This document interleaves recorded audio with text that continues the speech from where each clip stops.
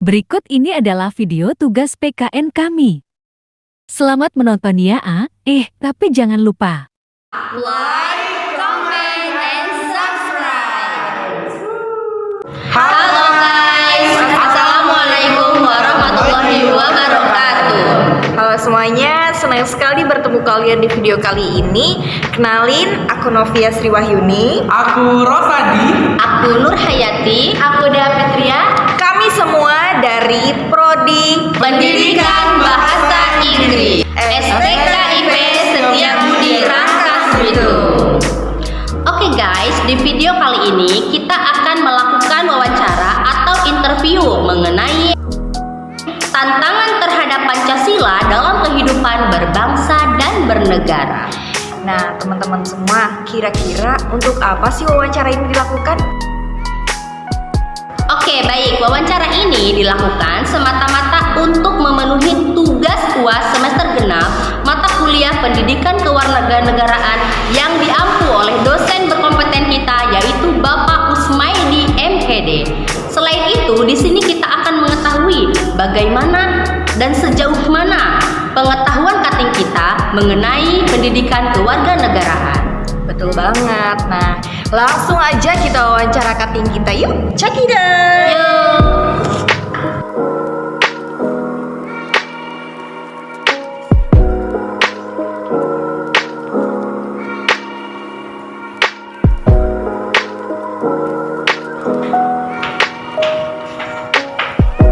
Nah teman-teman, kali ini Novi udah ada di STKIP Setiabudi Rangkas Bitung.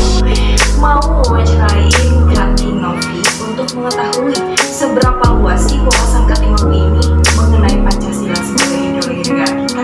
Yuk langsung aja.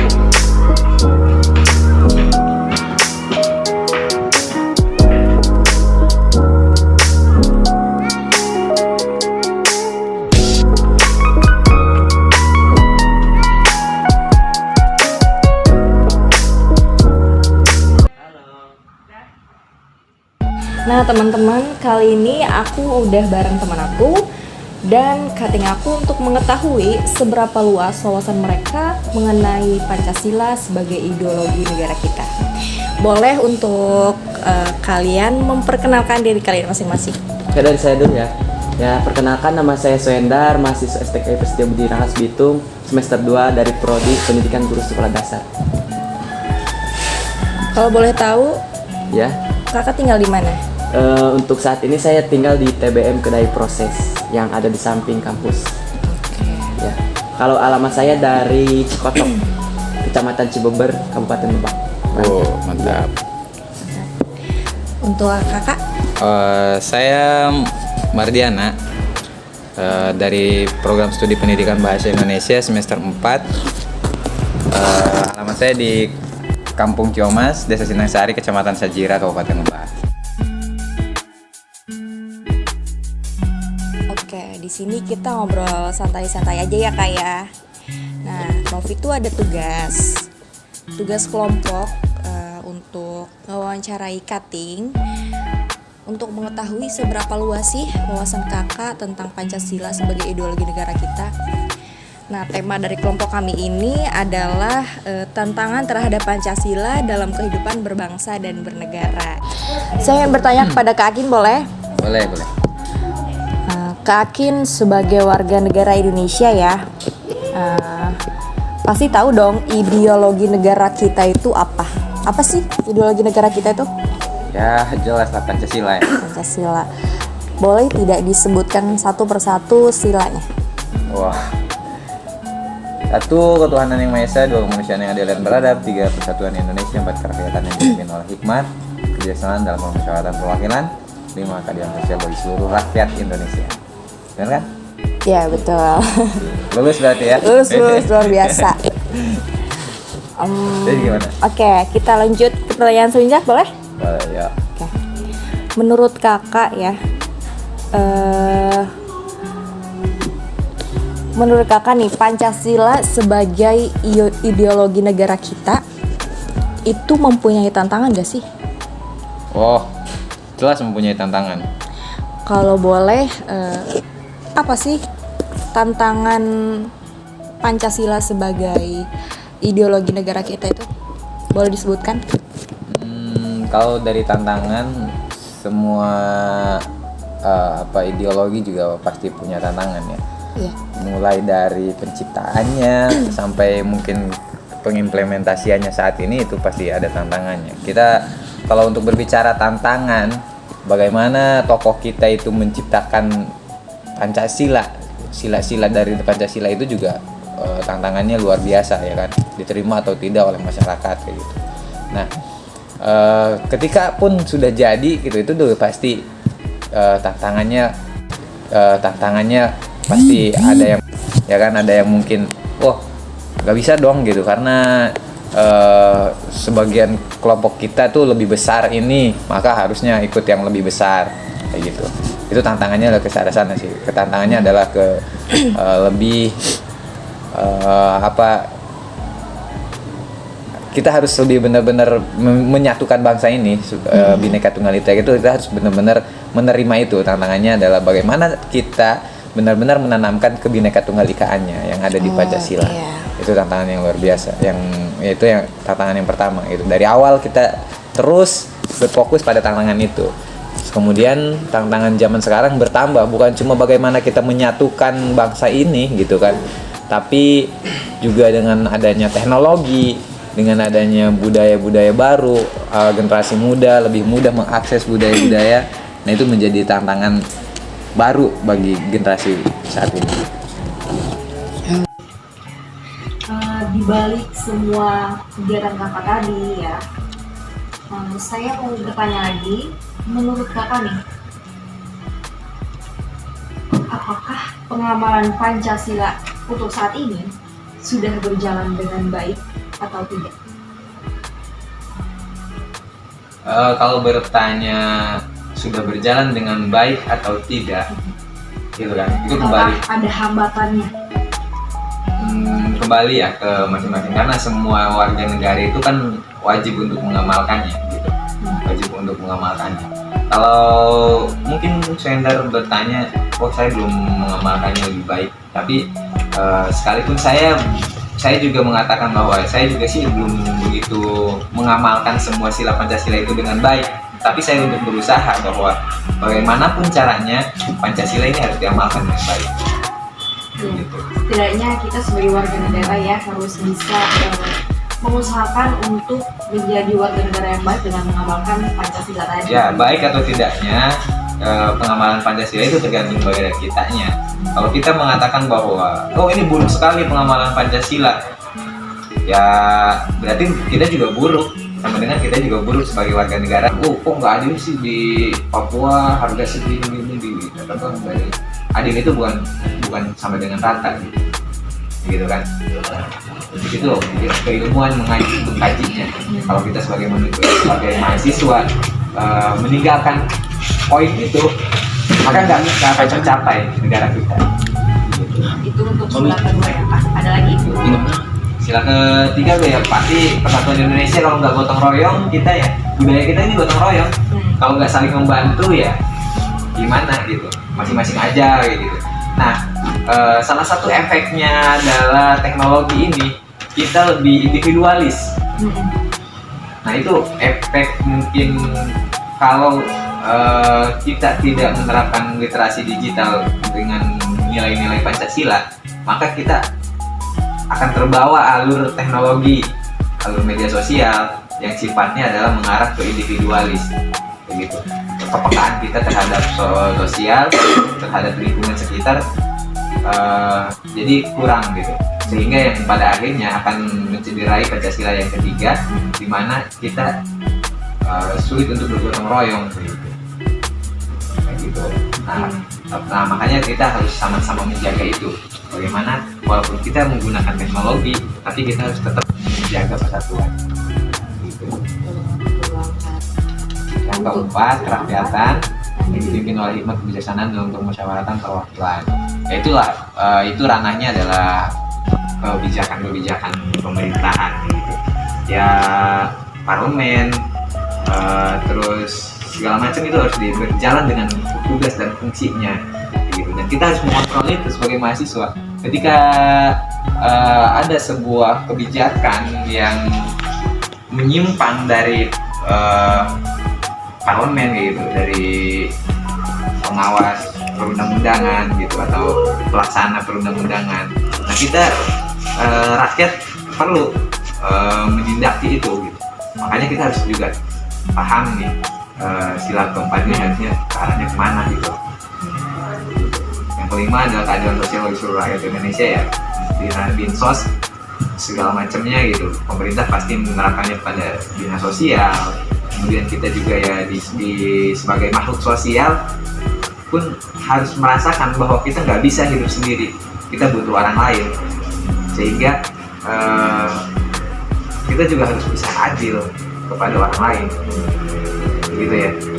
Nah dengan menerapkan hal seperti itu, sehingga cita-cita kita akan terwujud. Kalau kita menerapkan Pancasila, cita-cita bangsa kita itu akan terwujud. Jadi kebalikannya, kalau kita tidak menerapkan Pancasila, maka cita-cita bangsa kita jangan bakal terwujud.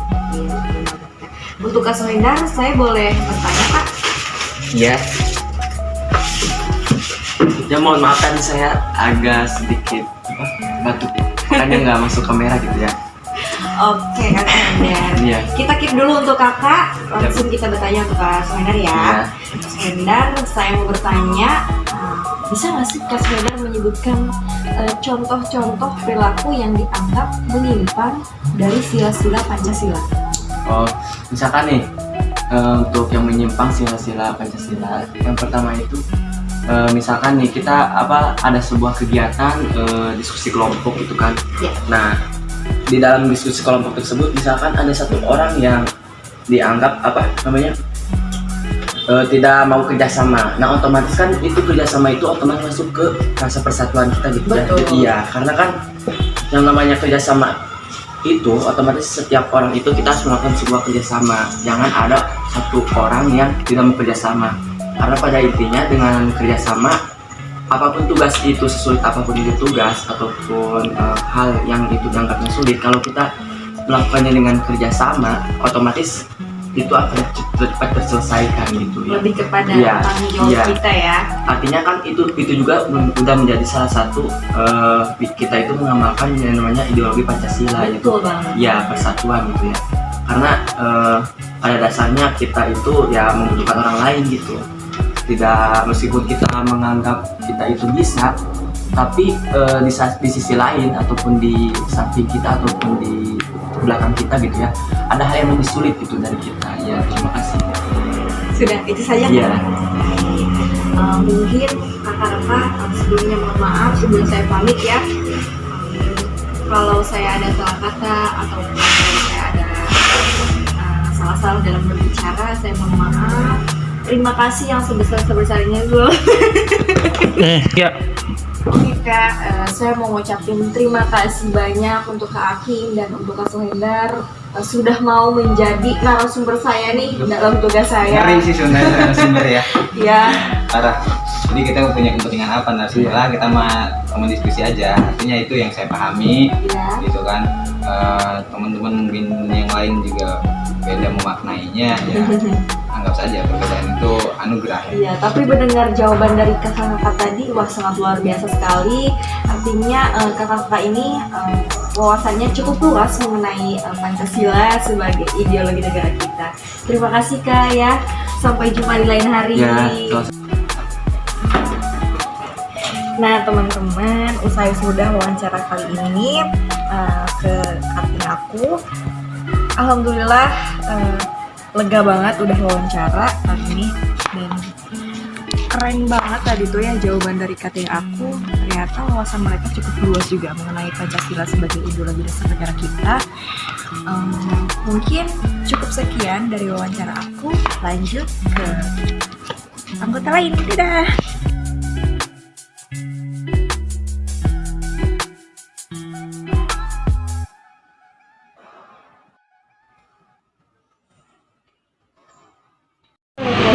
Waalaikumsalam warahmatullahi wabarakatuh.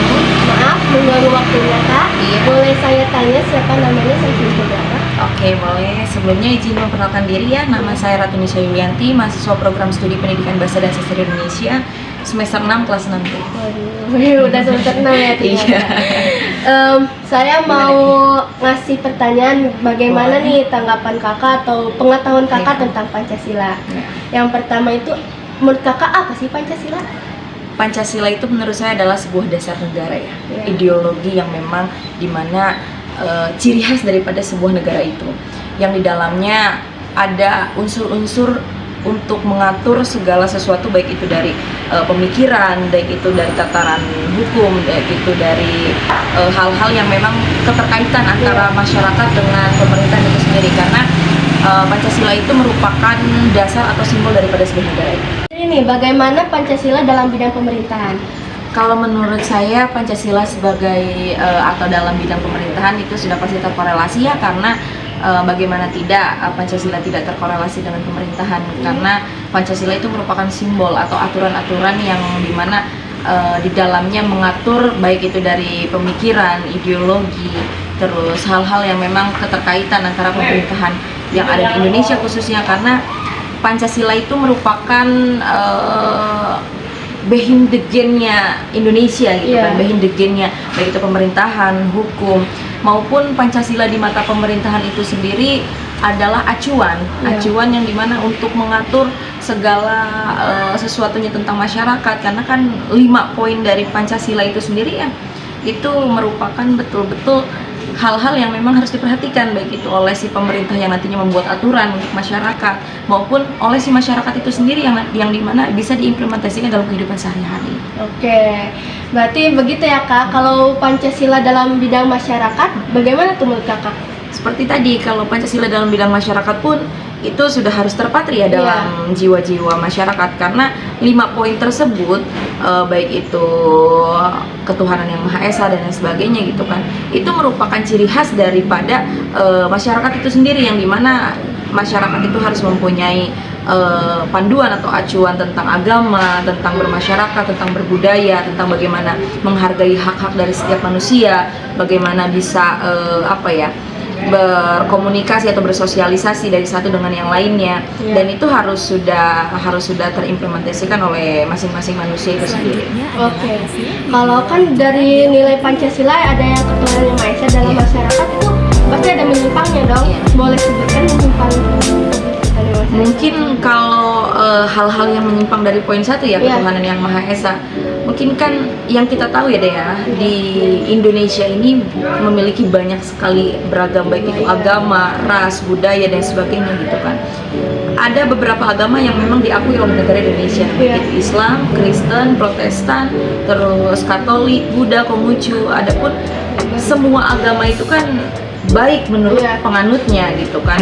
Lalu apa nih hal-hal yang memang melenceng atau menyimpang daripada yang poin pertama itu, yang ketuhanan yang Maha Esa itu sendiri. Yang pertama, masyarakat yang memang tidak menganut agama daripada agama yang tadi saya sebutkan gitu kan, artinya dia tidak memiliki agama apapun. Yang kita bisa lihat bahwa agama ini merupakan dasar atau fondasi untuk masyarakat itu sendiri gitu kan, yang dimana nantinya mereka berkehidupan itu terbatas oleh agama itu sendiri, yang dimana menurut saya contoh salah satunya untuk menyimpang daripada poin 1 ini adalah dia yang tidak memiliki agama, atau dia yang menyimpang yang tidak memiliki anutan baik dari agama Islam, Kristen, Konghucu, Protestan, Buddha dan sebagainya. Oke, saya sudah menyampaikan beberapa pertanyaan. Makasih ya Kak. Kalau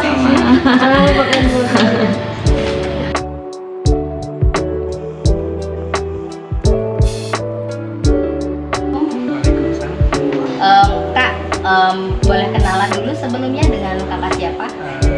Kenalkan ya, nama saya Iqbal Fatani Firdaus dari Prodi PGSD. Semester berapa? Alhamdulillah semester 8 lagi. Wow, alhamdulillah ini udah sidang skripsi ya. Alhamdulillah. Semoga lancar. Amin. Baik Kak, di sini saya akan bertanya seputar ilmu pendidikan kewarganegaraan ya. Baik, untuk yang pertama, menurut Kakak Pancasila itu apa sih? Menurut saya Pancasila itu ideologi negara. Jadi agak keras Kak. Ideologi negara ya, sebagai landasan negara kita berpacu kepada Pancasila. Iya, itu menurut kakak ya. Terus kira-kira apa sih tantangan terhadap Pancasila dalam kehidupan berbangsa dan bernegara? Tantangan terbesarnya itu kembali ke diri kita.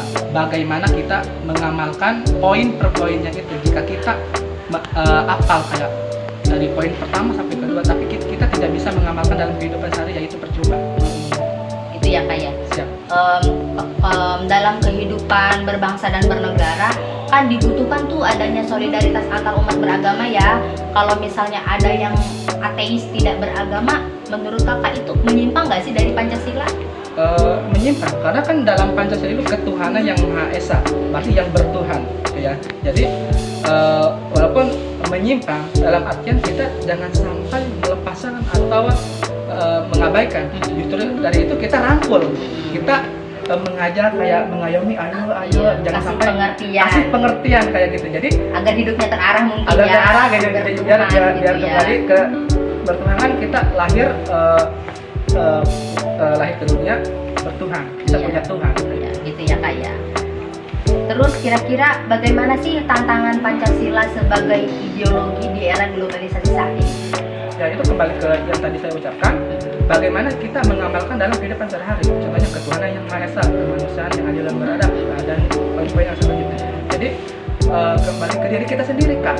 Jadi sehebat apapun kita, seapal apapun kita tahu Pancasila, jika kita tidak bisa, tidak mau atau tidak bisa mengamalkan dalam kehidupan sehari-hari, ya percuma kayak gitu. Jadi tantangan juga ya. Tantangan juga. Apakah pengamalan Pancasila saat ini sudah berjalan dengan baik atau ada hambatan? Ada beberapa hambatan. Ya mungkin yang saya tahu aja ya. Yang pertama itu pada sila pertama ketuhanan yang Maha Esa. Contohnya itu semacam masih terasa ada gangguan dengan munculnya terorisme kayak gitu. Terus perusakan aliran-aliran yang mungkin tidak Selanjutnya dengan adalah agamanya. hasil Berarti wawancara belum bisa Ino. menerapkan secara dengan baik ya, belum Belum, bisa jadi dengan baik. baru beberapa persen kayak gitu. Jadi enggak semuanya belum, intinya belum Iya. full kayak gitu. Bisa nggak kakak sebutkan contoh-contoh perilaku yang dianggap menyimpang dari sila-sila Pancasila? Yang saya tahu aja ya. Ini kan intinya menyangkut semua poin-poin. Yang pertama kan kita tadi ketuhanan yang Maha Esa, berarti kita bertuhan. Berarti ya kalau yang kayak ateis kan tidak bertuhan. Jadi intinya kayak menyimpang. Itu kayak salah gitu. satu perilakunya itu ya. Salah satunya seperti itu. Terus kayak ikut atau masuk ke aliran-aliran sesat yang mungkin tidak sesuai dengan ajaran agamanya atau ajaran Pancasila atau poin-poin Pancasila. Iya. Saya tidak bisa menyebutkan satu persatu poin per poin, intinya lebih ke menyangkut semua poin. Jadi kan di sini kita Pancasila, jadi di mana Pancasila itu sebagai ideologi negara, berarti kita harus mematuhi, kita harus memahami, harus bisa mengamalkan dalam kehidupan sehari-hari. Iya, betul sekali. Terakhir nih kak, Siap. apakah upaya kakak nih selaku generasi muda untuk meningkatkan penghayatan dan tingkat kesadaran semua warga untuk memahami nih, supaya memahami, mencintai dan memenuhi ideologi Pancasila? Kira-kira upaya kakak apa nih? Upaya menurut saya gitu ya, lebih ke menyadari Supaya mereka supaya sadar. sadar intinya. Terus apa sih arti sebenarnya Pancasila itu? Kan di sini Berikan pemahaman. Jadi intinya Pancasila itu semacam patokan semua warga negara Indonesia. Jadi kita harus saling memahami. Upaya kakak apa nih? Upayanya supaya itu mereka itu cinta terhadap Pancasila. Upayanya kakak apa? Semacam memberikan pemahaman dulu. Setelah memberikan pemahaman ke warga sekitar, kita jangan dulu ke luar, intinya ke ruang lingkup kita dulu, seperti keluarga, tetangga kita. Itu kita dari hal-hal yang sederhana, dulu.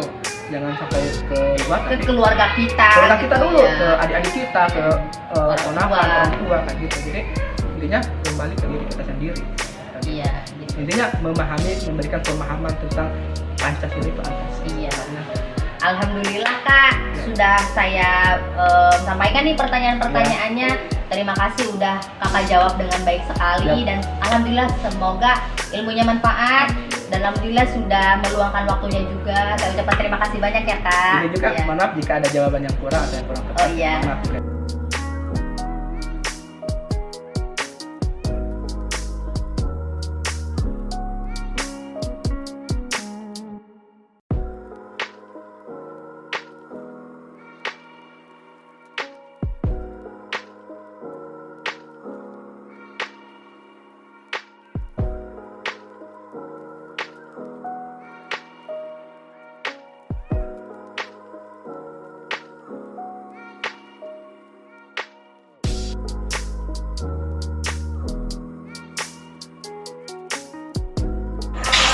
Assalamualaikum Kak. Waalaikumsalam. Sebelumnya boleh minta waktu sebentar nggak? Boleh. Duduk aja. Oke. Sebentar kayaknya. Ya. Kak, kita ada tugas wawancara nih dari Ya. dari mata kuliah pendidikan kewarganegaraan. Apakah kakak siap untuk diwawancarai? Ya, saya siap. Insya Allah ya. Insya Allah. Boleh kenalan dulu dengan siapa? Ya, izin ya, perkenalkan diri, nama saya Heri Agung Faizi, biasa dipanggil Agung dari Proyek PDS Semester. Sukses ya Kak buat perkuliahannya, semoga Amin, lancar. doain aja. Iya. Baik, langsung aja kali ya Kak. Kita nanya-nanya sedikit tentang ilmu itu. Sebelum itu, Iya. tema dari kelompok kali ini mengenai tantangan terhadap Pancasila dan pendidikan berbangsa dan bernegara. Iya. Langsung aja ke pertanyaan yang pertama. Boleh? Pertanyaannya adalah, apa sebagai warga negara Indonesia pasti tahu ideologi negara kita itu apa sih? Ideologi negara kita itu adalah yang saya ketahui ya, maksudnya kalau misalkan jawabannya kurang ini mohon dimaklumi. Iya. Ideologi itu adalah Pancasila, yang mana Pancasila ini adalah dasar negara kita. Betul. Kalau boleh bisa disebutkan hasil-hasilnya ini? Jadi yang satu itu ketuhanan yang Maha Esa, yang kedua kemanusiaan yang adil dan beradab, yang ketiga persatuan Indonesia, yang keempat kerakyatan yang dipimpin oleh hikmat kebijaksanaan, permusyawaratan dan perwakilan, yang kelima atau yang terakhir keadilan sosial bagi seluruh rakyat Indonesia. Iya. Boleh saya dulu Novi? Kak, kira-kira menurut kakak bagaimana sih cara menerapkan Pancasila dalam kehidupan sehari-hari, dalam kehidupan berbangsa dan bernegara gitu? Misalnya kayak sila pertama, ketuhanan yang Maha Esa, atau kemanusiaan yang beradab, iya gitu. Ya, kalau misalkan berbicara tentang implementasi Pancasila ya, Iya. ataupun nilai-nilai dari Pancasila yang sila pertama di ketuhanan yang Maha Esa, kata siapa tadi namanya? Nama saya Kak Nur Hayati, vokal Iya, kalau Mbak akan Hayati, Iya. yang sila pertama itu ketuhanan yang Maha Esa, yang mana seluruh warga Indonesia ini bebas memilih agama manapun, yang seperti agama Islam, Iya. agama Kristen, Katolik, dan Protestan, Hindu dan Buddha. Iya. Gitu kan. Itu tidak ada pemaksaan dari pihak manapun harus Islam gitu kan. Iya. Tidak ada pemaksaan dari itu. Kalau adapun harus Kristen tidak ada. Jadi semua warga negara Indonesia itu bebas memilih beragama ataupun ketuhanan. kita berketuhanan. Iya, yang penting kita Kalau berketuhanan. maaf nih Kak ya, kalau misalnya yang ateis itu dikatakan menyimpang gak sih dari Pancasila? Kalau misalkan berbicara tentang apa ya, menyimpang atau tidaknya, kita harus tahu dulu ateis itu apa gitu kan. Ateis itu A itu tidak dan ateis itu tidak bertuhan.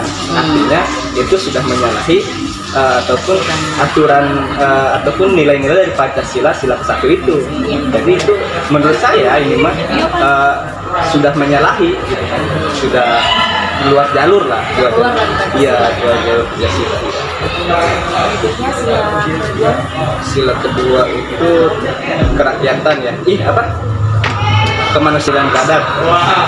Ya, kalau misalkan kemanusiaan yang adil dan beradab, implementasi atau apa ini maksudnya? Atau penilai?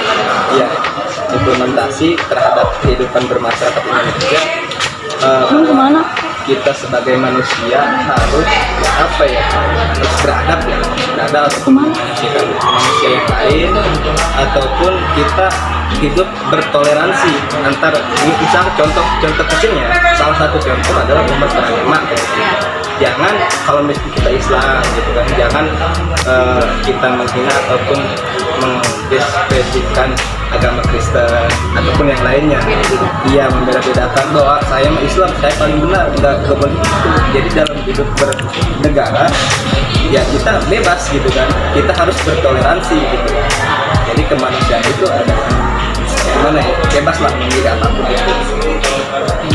Kak, kalau misalnya pengamalan Pancasila di Indonesia itu emang berkembang di Indonesia kan ya Pancasila itu, maaf sebelumnya guys. Maksudnya pengamalan Pancasila di kita itu udah berjalan dengan baik atau ada hambatan? Kalau sudut pandang yang menurut saya subjektif ya, subjektif karena saya tidak bisa secara objektif. Saya menurut saya kurang terhadap implementasi dari 5 nilai Pancasila tersebut. Contohnya keadilan bagi seluruh rakyat Indonesia.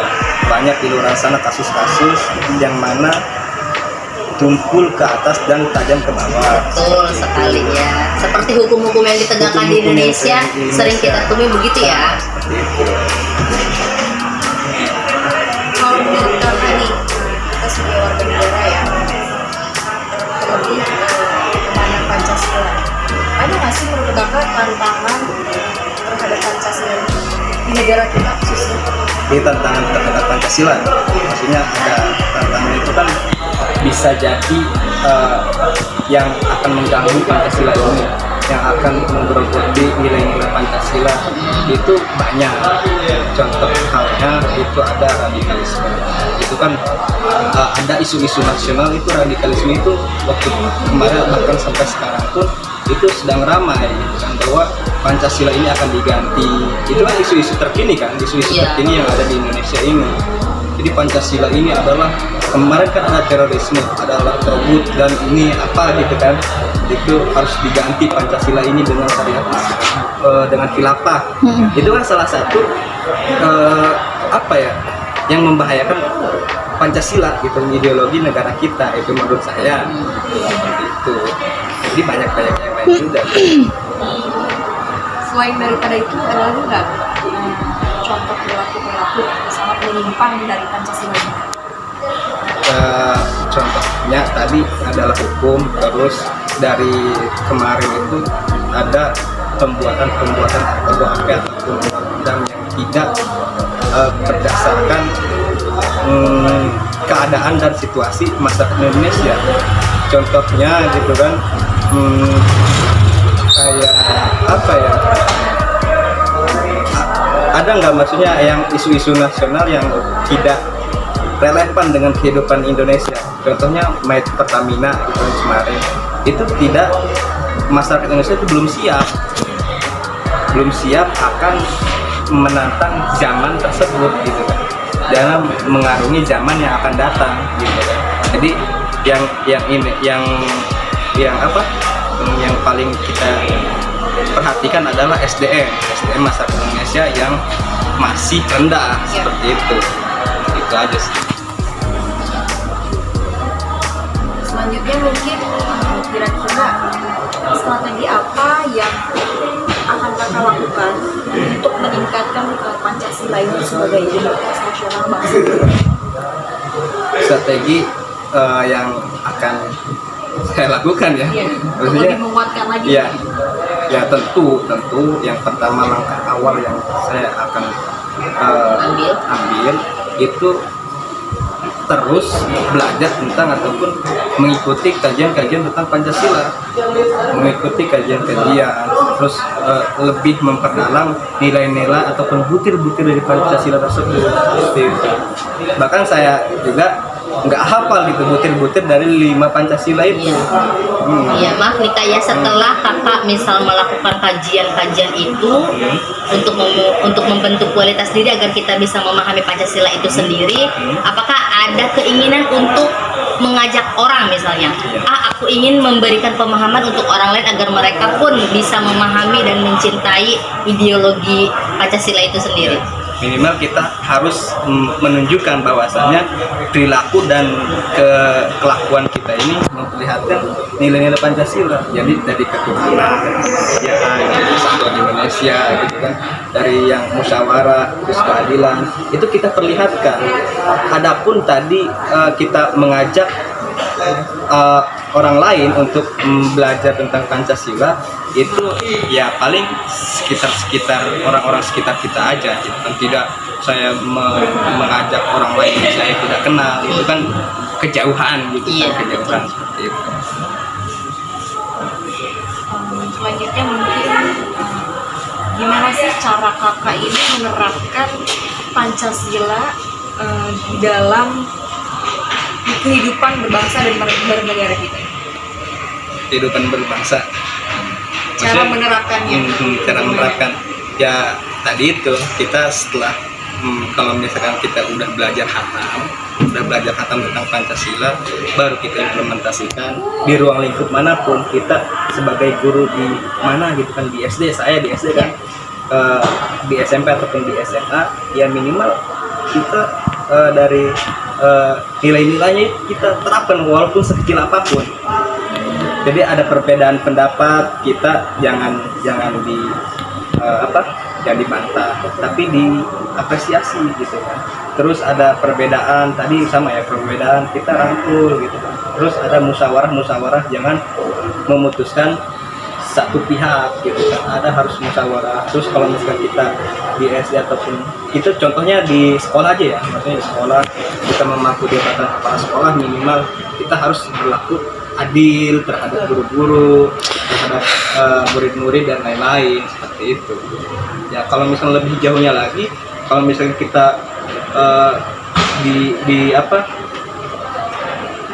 punya kesempatan untuk menjadi gubernur ataupun pemimpin-pemimpin yang ada di negara kita lah, minimal kita adil, musyawarah, dan itulah kita komunikasi dengan rakyat dan dengan seluruh elemen-elemen rakyat seperti itu.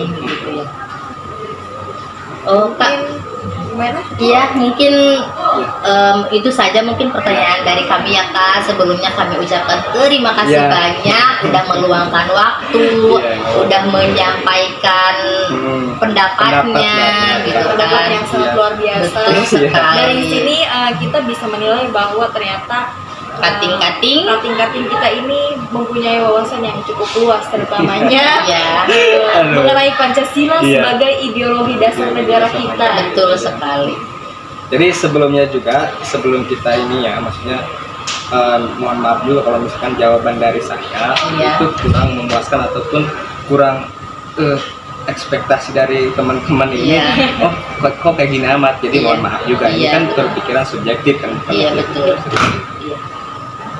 Makasih ya Kak, kita pamit nih mau melanjutkan aktivitas yang lain. Iya Kak. Sampai jumpa di lain hari ya Kak ya. Iya. Assalamualaikum.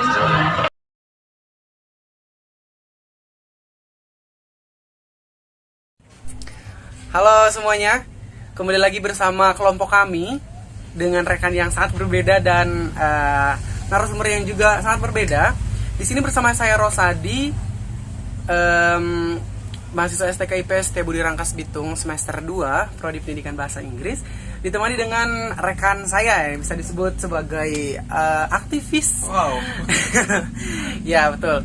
Dan memang beliau adalah seorang mahasiswa STK IP tapi semester tingkat atas seperti itu. Baik, boleh diperkenalkan diri terlebih dahulu. Oke ya. Perkenalkan, nama saya Badrudin dari Prodi Sejarah. Lebih tepatnya dari Prodi Pendidikan Sejarah ya, semester 4 seperti itu. Baik, semester 4 nih kakak tingkat ya, nampaknya historia magistra sekali gitu. Baik, Kak Badru, di sini kita akan berbincang sekitar 10 atau 15 menit lah ya. Mungkin diskusi, lebih ke diskusi dan mengupas tuntas mengenai tema pada kelompok kami, yaitu tantangan terhadap Pancasila dalam kehidupan berbangsa dan bernegara. Oke, dan jangan lupa untuk menonton sampai selesai. Baik, ada beberapa pertanyaan dari saya yang memang mungkin muncul dari teman-teman semuanya juga dari kelompok saya. Dan ya saya pikir bahwa ketika saya berdiskusi dengan kakak-kakak tingkat akan lebih menambah wawasan dan lebih tahu lagi seperti itu. Apa kebalik nih? Baik, nih yang pertama, apa itu Pancasila? Pancasila itu apa sih? Oke, Pancasila ya. Iya. Pancasila itu mungkin semua orang sudah tahu ya, bahwasanya Pancasila itu adalah suatu dasar negara Republik Indonesia seperti itu. Jadi Pancasila ini merupakan suatu pilar penting di dalam suatu bangsa negara kesatuan Republik Indonesia, yaitu sebagai tihang atau pengokoh suatu negara seperti itu. Baik, tihang pengokoh ya. Pancasila itu sendiri ada apa aja sih? Takutnya para penonton ada yang lupa, ada yang tidak mengetahui seperti itu Pancasila yang sebagaimana kita sudah ketahui ya, Pancasila ini memiliki 5 poin. Yang pertama itu adalah ketuhanan yang Maha Esa, terus yang kemanusiaan yang adil dan beradab, terus persatuan Indonesia. 4, kerakyatan yang dipimpin oleh hikmat, kebijaksanaan dalam permusyawaratan dan perwakilan. Terus yang terakhir adalah keadilan sosial bagi seluruh rakyat Indonesia. Seperti itu. Itu adalah suatu dasar dari negara kita Indonesia. Melanjut ke selanjutnya nih, ada beberapa tantangan terhadap Pancasila di era sekarang nih. Apa sih tantangan terhadap Pancasila dalam kehidupan berbangsa dan bernegara menurut Kak Badru? Kalau kita berbicara tentang tantangan bagi Pancasila di era yang sangat modernisasi saat ini ya, banyak anak-anak muda, anak-anak milenial zaman sekarang ini, mereka tidak tahu bagaimana cara mengamalkan Pancasila itu sendiri. Seperti yang sudah kita sebutkan tadi, ada ketuhanan yang Maha Esa, kemanusiaan yang adil dan beradab, terus yang seperti itu mereka tidak bisa mengamalkannya seperti itu. Itu menjadi suatu tantangan bagi Pancasila ini sendiri. Tantangan yang sangat besar tentunya karena memang kita generasi muda seperti itu. Nah, oke baik, bagaimana sih tantangan Pancasila sebagai ideologi nih, sebagai ideologi di era globalisasi saat ini? Selain daripada yang tadi mengenai anak-anak milenial yang kurang tahu cara mengamalkannya seperti itu. Sudah saya sebutkan tadi ya, bahwasanya ketika suatu negara ini memiliki ataupun ada di fase suatu kemajuan atau di saat ini, yaitu di era globalisasi yang semua hal dilakukan dengan secara serba digital, yang dimana para anak-anak muda saat ini lebih cenderung mereka bermain dengan HP ataupun gadget mereka seperti itu ya. Jadi mereka tidak adanya interaktif bagaimana mereka mengamalkan Pancasila itu sendiri seperti itu. Jadi mereka tidak bisa mempelajari apa sih artinya gitu dari poin-poin Pancasila ini. Jadi mereka ini hanya hafal gitu, hafal poin Pancasila tanpa hafal pengertiannya seperti itu. Dan itu menjadi suatu tantangan gitu sebenarnya. Tantangan terbesar. Bahkan mungkin banyak anak-anak di zaman sekarang tidak hafal Pancasila seperti itu. Nah, ini juga salah satu tantangan. Iya, itu suatu tantangan. Iya, suatu keharusan juga untuk mengetahui dasar-dasar di negara kita. Baik, selanjutnya nih, ada apakah pengamalan Pancasila saat ini sudah berjalan dengan baik atau ada hambatan? Pengamalan Pancasila saat ini menurut saya ya masih mengalami penghambatan, yang dimana ada poin terakhir dari Pancasila, yaitu keadilan sosial bagi seluruh rakyat Indonesia seperti itu. Ini menjadi suatu polemik yang sangat besar gitu dan hangat untuk diperbincangkan gitu. Karena di situ adanya suatu keadilan sosial bagi seluruh rakyat Indonesia yang pada kenyataannya di luaran sana masih banyak masyarakat yang tidak mempunyai sifat yang sama seperti itu ataupun hak yang sama. Jadi ini menjadi suatu tantangan juga seperti itu. Dari pemerintah pun memang tentunya ada gak sih yang kayak mengamalkan tentang sila yang kelima ini, atau ada yang menyimpang dari keadilan ini? Banyak dari pemerintahannya juga gitu ya. Kalau ini dari sisi kacamata saya ya, sebagai orang yang mau belajar seperti itu ya. Siap. Ini bukan pengamat politik ataupun apa ya, cuma kita belajar gitu. Misalnya apa nih untuk tidak merasa adil? Misalnya ya, kita lihat kehidupan masyarakat yang ada di kota dan di desa itu tentunya berbeda dalam segi apa? Dalam segi hak, kesejahteraan. Tentunya masyarakat yang ada di kota itu diperlakukan dengan baik karena mereka disorot dan lain sebagainya. Sedangkan masyarakat yang ada di pedesaan yang jauh daripada media, mereka disepelekan seperti itu dan mereka hidup serba kekurangan dan sebagainya gitu. Dan itu menjadi suatu perbedaan juga kan dengan masyarakat di kota dan di desa seperti itu. Baik. Itu contoh kecilnya seperti itu. Iya. Baik, nampaknya ada iklan terlebih dahulu ya. Mari kita lanjut. Ya. Nah, mengenai tadi tentang tidak keadilannya adanya atau penyimpangnya sila yang kelima, sekarang ada pertanyaan lagi nih, sebutkan contoh-contoh perilaku yang dianggap menyimpang dari sila-sila Pancasila selain dari yang kelima itu tuh. Karena memang ada 4 lagi yang ada di sila-sila Pancasila. Iya. Yang kita ketahui yang pertama itu ketuhanan yang Maha Esa, terus kemanusiaan yang adil dan beradab, 3 persatuan Indonesia, 4 kerakyatan yang dipimpin oleh hikmat kebijaksanaan dalam permusyawaratan perwakilan. Sifat yang menyimpang di dalam suatu Pancasila ini, di dalam poin-poin Pancasila ini, selain yang kita sebutkan tadi yaitu tidak adanya suatu keadilan, di sini juga poin pertama yaitu skip dulu. Apakah mau mulang? Baik. Ada pertanyaan lagi nih Kak Badru yang memang ada di benak kita semua sebagai anggota kelompok nih.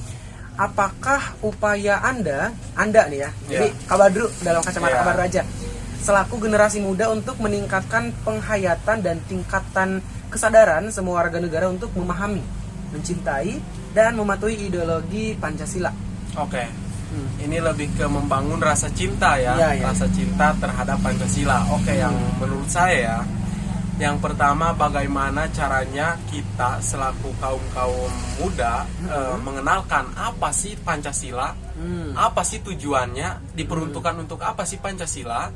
Setelah kita mengenalkan kepada masyarakat apa itu Pancasila, dan setelah mereka tahu, nah kita berbicara bagaimana tujuan Pancasila ini apa gitu, tujuan daripada Pancasila ini, sehingga mereka tahu, oh ternyata Pancasila itu loh, tujuannya ini loh gitu. Jadi mereka juga tahu. Nah setelah kita mengenalkan itu, bagaimana kita menuntaskan atau mengkaji dari poin-poin Pancasila itu dengan sederhana dan memberikannya kepada masyarakat sehingga mereka paham. Dan dari situlah timbul rasa cinta.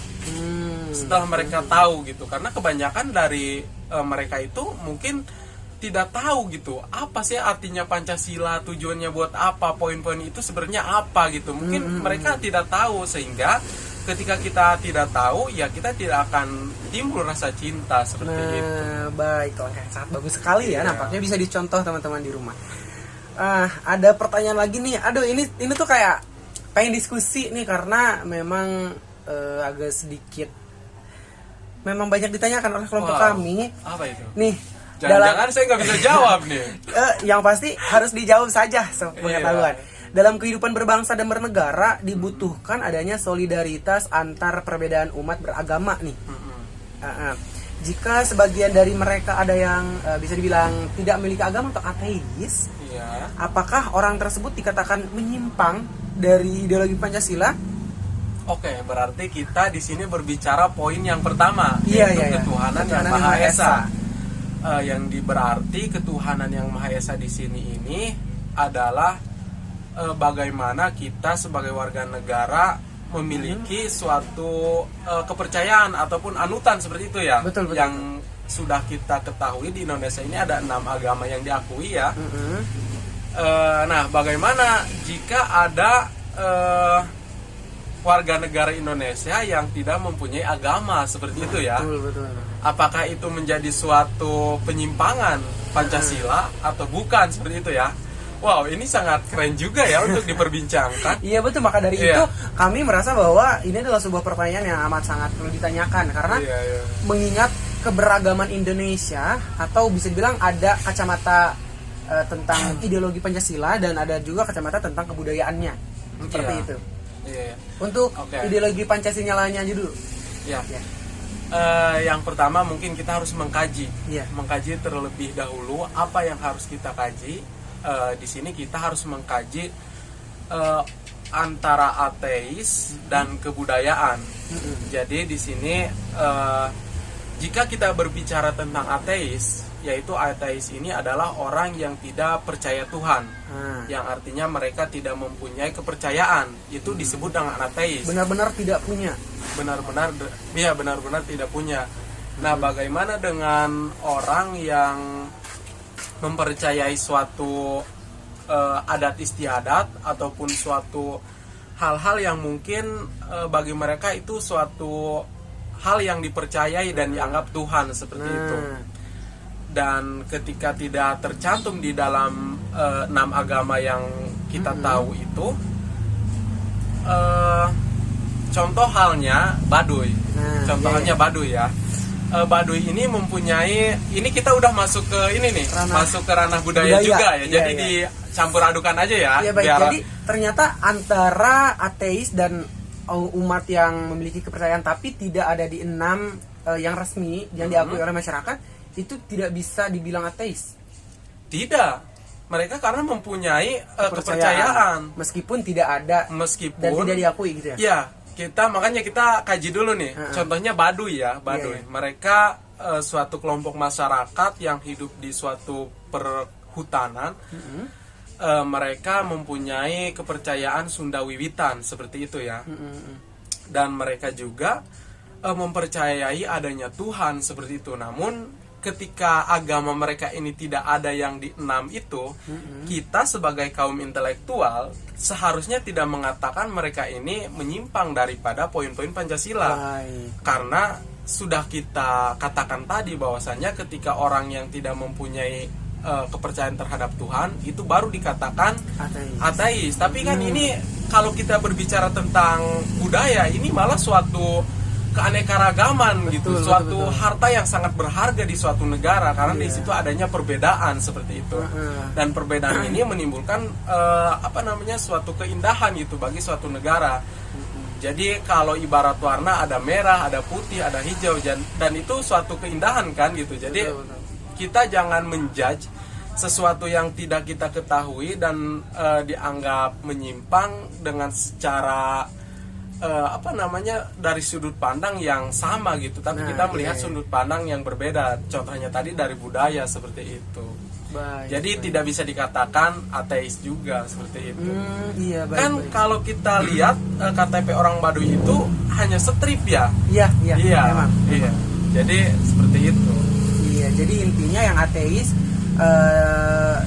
dikatakan seseorang yang benar-benar tidak menganut agama atau tidak percaya akan hal apapun, mungkin tidak ada yang dianggap seperti Tuhan, dan bisa diambil, mungkin ada beberapa orang yang mengatakan bahwa orang-orang Baduy, orang-orang yang memang memiliki kepercayaan yang berbeda, itu dikatakan ateis seperti itu. Nah, itu memang yang kami tanyakan sebetulnya, dan alhamdulillah sudah terjawab dengan rekan kita Kak Badru.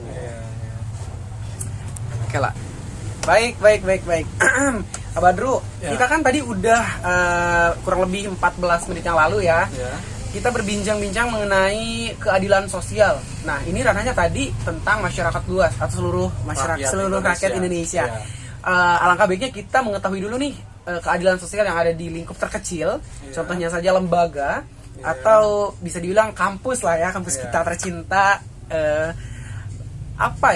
Untuk penyimpangan sosial atau penyimpangan dari sila-sila Pancasila yang kelima, keadilan sosial bagi seluruh mahasiswa lah ya nampaknya, itu bagaimana untuk tidak mendapatkan hak dan kewajibannya? Oke, jika kita tadi berbicara tentang keadilan suatu rakyat yang ada di negara, kita sekarang mungkin lingkupnya lebih kecil ya. Iya, betul. Lebih kecil namun sangat luas untuk dibicarakan sepertinya. Iya, betul sekali. Oke, ketika kita berbicara suatu lembaga atau ranah pendidikan, tentunya ada hal-hal yang harus kita taati ataupun kita ikuti, yaitu suatu peraturan yang ada di lembaga itu sendiri. Nah, setelah kita setelah kita melakukan apa yang diperintahkan oleh peraturan-peraturan yang ada di suatu lembaga tersebut, di situ juga pasti ada hak-hak yang didapatkan oleh mahasiswa seperti itu. Nah, jika kita sebagai mahasiswa beda dengan mahasiswa yang lainnya, ini dalam hal hak ya, hak yang didapatkan mahasiswa. Contohnya di sini contohnya gini, suatu lembaga pendidikan itu mempunyai kewajiban untuk mencerdaskan anak didiknya seperti itu dengan melakukan suatu pembelajaran ABCD.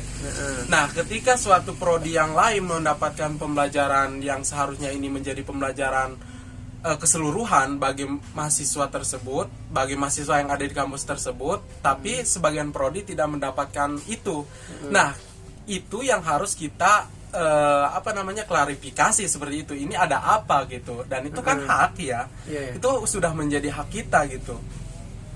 Nah di situ kita sebagai kaum intelektual ya harusnya berpikir dan mengkaji dulu apa nih permasalahannya. Jangan sampai kita memberontak tanpa adanya dasar gitu, tanpanya adanya fakta dan data yang kita bawa seperti itu.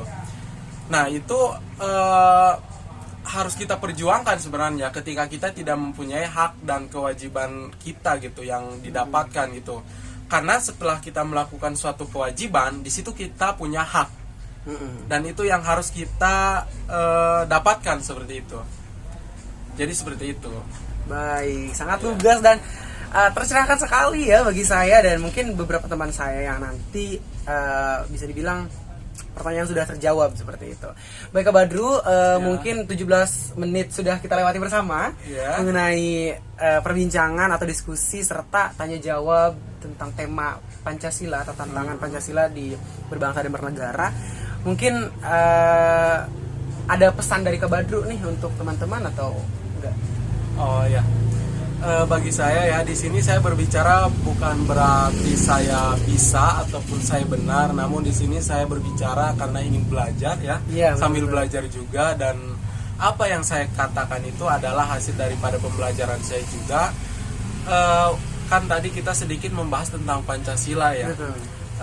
Pesan saya bagi teman-teman semua, khususnya kaum milenial saat ini, kalian bagaimana kalian terlebih dahulu kenal dengan Pancasila seperti itu. Setelah kalian kenal, setelah kalian tahu, setelah kalian nyaman dengan Pancasila, baru kalian sedikit demi sedikit mengajarkan kepada masyarakat yang ada di luar sana terkait Pancasila ini.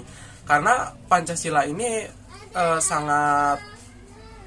tapi harus gitu, harus dipelajari dan dimengerti dan juga disebarluaskan, karena ini menjadi suatu dasar negara kesatuan Republik Indonesia, menjadi pilar gitu ya. Mungkin itu saja pesan saya. Baik, terima kasih banyak sudah mau berbincang dan berdiskusi dengan saya. Dan untuk teman-teman semua jangan lupa like, comment, dan subscribe di channel ini.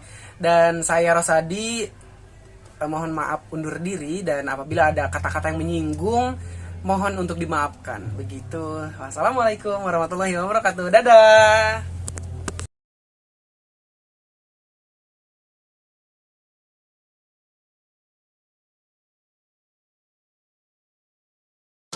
Halo guys. Baik. Demikianlah wawancara dari kelompok kami guna untuk memenuhi tugas mata kuliah pendidikan kewarganegaraan yang diampu oleh Bapak Usmaidi MPD. Nah, mungkin dari sekian banyak narasumber yang kami wawancara amat sangat berkompeten ya yang ada di Rangkas Bitung, khususnya di STK IPS yang di Rangkas Bitung. Betul begitu dong ya ini? Betul banget Didi. Hakim kita juga amat sangat kooperatif ya. Ada yang bisa menjawabnya dengan baik, ada yang masih dengan kebingungan, ada yang mungkin menerka-nerka. Ya nggak ada Hayo? Betul sekali, dan mudah-mudahan semoga dengan adanya video kali ini kita dan kating-kating di luar sana bisa lagi untuk mempersiapkan diri mencari tahu tentang wawasan mengenai Pancasila ini. Betul, ideologi Pancasila ya. Iya. Betul, karena memang dasar negara yang ada di Indonesia. Betul banget. Sebelumnya minta maaf nih guys tentang video kita yang mungkin kurang kekurangannya. Entah itu dari audio, entah itu dari visual ya dia.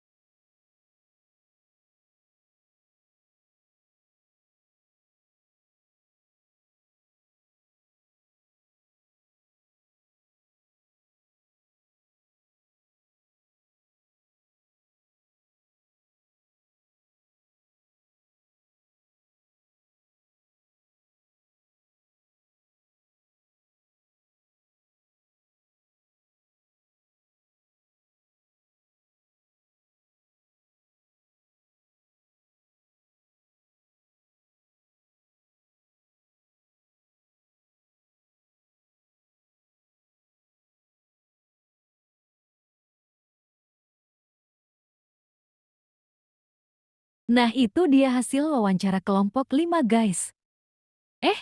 Tapi masih ada lagi loh, ini dia.